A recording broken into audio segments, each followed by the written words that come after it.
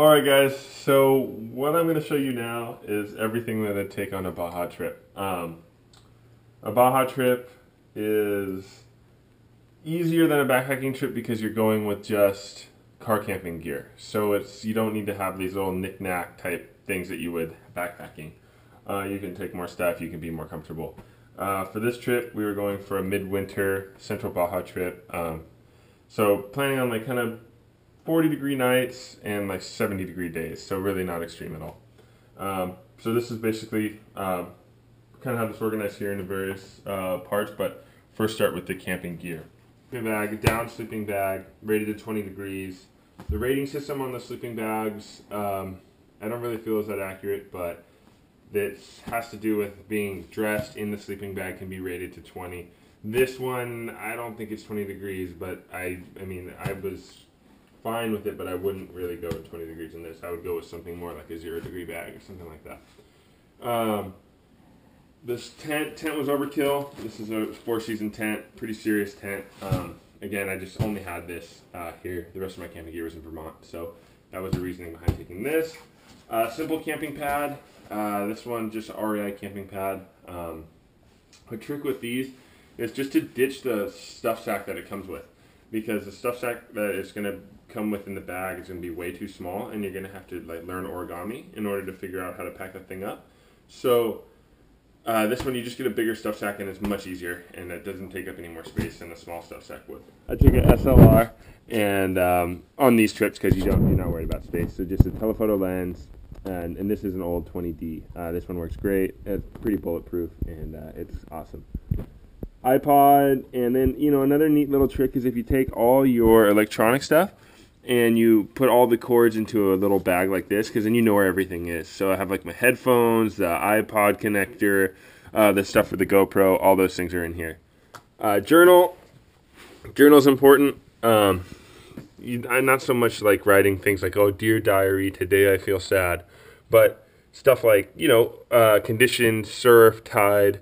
I try to kind of make it a bit more scientific so that you can look back at it and remember, oh, okay, well, that swell was really good, that angle was really good, or, that tent sucked or whatever. So that's really good to take more, like, I wouldn't necessarily say field notes, but just more in depth. But I mean, it's your deal. You can do what you want. You can write Dear Diary in there if you'd like. Sandals are important. These are great. Rubber sandals. Don't mess around with any of those really fancy sandals. These are great because they get wet and they dry quickly. Unlike if you have those really fancy sandals, they never dry. So you're going to be wet the whole time and it's going to suck. Okay. Medkit. The medkit, this is personal preference. I'll go through another video on the medkit. This is important more so than just taking like Band-Aids and that stuff, because really you don't even need that anyways. It's kind of stupid. But I'll go through that in another video. Duct tape, I take a whole roll. You never know what you're going to need. Like, for instance, this time we had trouble with a rear rack on the truck. So that was really good because we were able to fix the rack with duct tape. Headlights, these are the greatest inventions ever for camping. They're awesome for everything. Like, my girlfriend wears hers around the house, and her family dog even has one as well. So they're really good. Your own medications, allergy medicine, ibuprofen, I always take those, sunscreen. Metal match, I know this in the other video, I was talking about this. Make sure the metal match you take has plenty of magnesium left on it, and you can keep this in your bag, and then that way you have another source of fire just in case. You never know what is going to happen. Lucky hat, this is my lucky hat. I always take this hat with me everywhere I go. It's probably not the most stylish thing, but it's functional, and it fits my giant head. One t-shirt. Again, there's no girls on this trip. There's nobody to impress. There's, just a bunch of grungy guys. So I take one t-shirt and then one button-up shirt, and that's all I'm going to wear the whole time. And because you're surfing, you're in the water, you're clean. You're not really that dirty. And so you can go by with one shirt. Boxers, take some for every day. That's kind of the deal. Long underwear. Jeans, that stuff sack. This stuff sack's great because this one's lined with felt. So when you can take your down jacket that you would camp with, and you can flip it inside out and then make a pillow. I have that in another video you guys can see.